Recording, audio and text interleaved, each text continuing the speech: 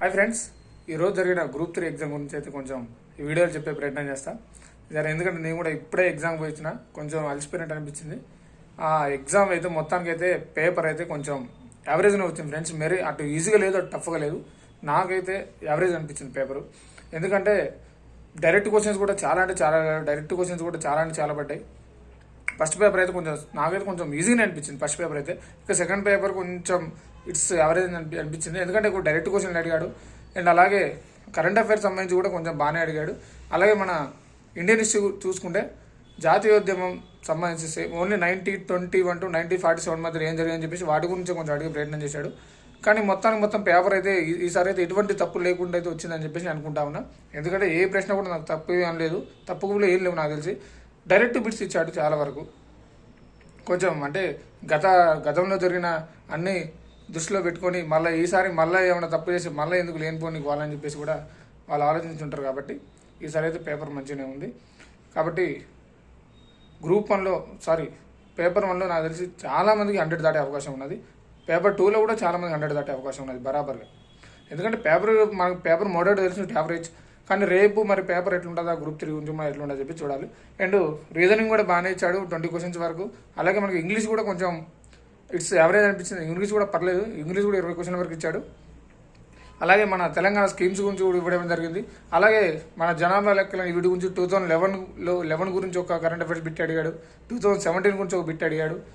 అంటే ఈ పేపర్ నాకు తెలిసి ఈ పేపర్ అనేది మాత్రం ఈ మధ్యనే తయారు చేసిన పేపర్లా కనిపిస్తూ ఉంది. ఎందుకంటే వీళ్ళు మహాలక్ష్మి పథకం ఇవన్నీ మొదలుపెట్టింది ఈ మధ్య కాబట్టి మహాలక్ష్మి పథకం గురించి కూడా మనకు ప్రశ్న వచ్చింది కాబట్టి పేపర్ అన్ని ఇప్పుడే తయారు చేసిరని చెప్పేసి మనకు కనిపిస్తూ ఉంది. అలాగే సోషియో అవుట్లుక్ గురించి మాత్రం 2023 అవుట్లుక్ గురించి అడగడం జరిగింది పేపర్లో. 2023 సామాజిక ఆర్థిక ముఖ చిత్రం ప్రకారం తెలంగాణ అని చెప్పేసి అట్లా అడగడం జరిగింది. 2024 గురించి అడుగుతున్నాం అనుకున్నాం కానీ 2023 గురించి అయితే కొంచెం ఎక్కువ ఫోకస్ చేసిండు. అవుట్లుక్ అయితే 23 గురించి అడిగిండు, 24 గురించి అయితే ఏం అడగలేదని చెప్పేసి మాకు కనిపిస్తూ ఉంది. అలాగే ఇంకా పాలకి సంబంధించి కూడా కొన్ని 2-3 ప్రశ్నలు రావడం జరిగింది. జాగ్రఫీ సంబంధించి కూడా ఇక కొండలు అవి తోవల గురించి అయితే ఎప్పుడు చూసినా ఏదో ఒక బిట్ వస్తూ ఉంటుంది. వరుస క్రమంలో చూపించండి చెప్పేసి ఏదో ఒకటి అంటాడు. కాబట్టి అది ఖచ్చితంగా జాగ్రఫీ బిట్ అనేది కన్ఫర్మ్ బిట్ అది. అలాగే సైన్స్ అండ్ టెక్నాలజీ గురించి ఇచ్చిండు. ఎక్కువ మన కరెంట్ అఫైర్స్ అయితే మన దేశానికి వేరే దేశం మధ్య అంతర్జాతీయ సంబంధాలు, అంతర్జాతీయ ఒప్పందాల గురించి కొంచెం కరెంట్ అఫైర్స్ బాగా కవర్ చేయడం జరిగింది. నేను ఆల్రెడీ అంతకుముందు వీడియోలో కూడా చెప్పా, ఈ కరెంట్ అఫైర్స్ కొంచెం గట్టిగా చూసుకోండి అని చెప్పా. అలాగే 2-3 మిత్రులు కూడా అడిగితే జాతీయోద్యమం గురించి ఎక్కువ చూసుకోండి అని చెప్పా. అంటే మనం చెప్పడం కూడా ఏం లేదు, ఎందుకంటే ఆల్రెడీ సిలబస్ కూడా అదే ఉంటుంది, మనం కూడా కొత్తగా చెప్పేది ఏం లేదు. కాబట్టి రేపు జరిగే ఎగ్జామ్ కూడా అందరూ మంచిగా రాయాలని చెప్పేసి అనుకుంటా ఉన్నా. నాకైతే మొత్తం పేపర్ అయితే యావరేజ్ అనిపించా ఉంది. దాదాపు ఫస్ట్ పేపర్లో చాలామందికి 100 దాటే అవకాశం ఉంది, సెకండ్ పేపర్లో కూడా చాలామందికి 100 దాటే అవకాశం ఉంది. ఎందుకంటే డైరెక్ట్ క్వశ్చన్లు వచ్చాయి, చాలా ప్రశ్నలు డైరెక్ట్గా అడిగేసిండు, మరి ఏ కంప్యూజన్ లేకుండా డైరెక్ట్గా. వాస్తవానికి ఇప్పుడు కొన్ని ప్రశ్నలు ఇచ్చి ఒక 4 ఆప్షన్లు ఇచ్చి ఇప్పుడు సపోజ్ ఏదో ఒక ప్రశ్న ఇచ్చి సరికాని గుర్తించండి అని చెప్పేసి అంటారని ఈసారి అయితే అట్లాంటి బిట్ అయితే ఏం అడగలేదు, డైరెక్ట్గా అడిగిండు. మన పాత మోడర్న్ పేపర్లో అడిగారు 2009 ఆ టైంలో పేపర్ ఏ విధంగా ఉందో ఇప్పుడు ఆ ప్యాటర్న్లో అడగడం జరిగింది పేపర్ అయితే.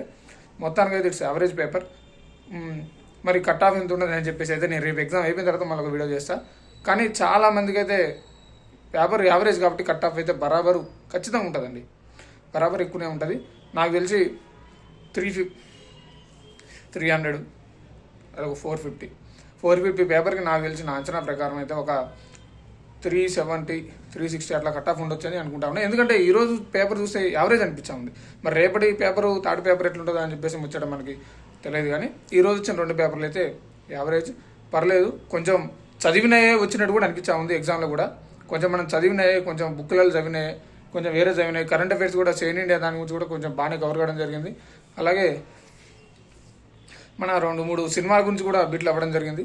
ఏది మన 70వ జాతీయ అవార్డులు 2022 ఎవరికి వచ్చాయని చెప్పేసి అట్లా 2-3 బిట్లు సినిమాలకు సంబంధించి కూడా అడగడం జరిగింది.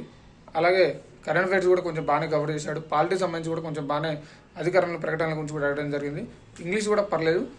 మొత్తానికి పేపర్ అయితే కొంచెం మంచిగా తయారు చేసినట్టుంది ఈసారి. ఎందుకంటే నిరుద్యోగుల బాధలు దృష్టిలో పెట్టుకొని మొత్తానికి పేపర్ అయితే మంచిగా ఎటువంటి తప్పులు లేకుండా చేస్తారని చెప్పేసి నేను అనుకుంటా ఉన్నా. చూద్దాం మరి ఫైనల్ కట్ ఆఫ్ ఎంత ఉండదో. రేపు ఎగ్జామ్ అయిపోయిన తర్వాత కూడా మీ మొత్తం 3 పేపర్లు కూడా కలిపి ఏ విధంగా వస్తాయని చెప్పేసి మీరు దాని గురించి చెప్పే ప్రయత్నం చేస్తాం.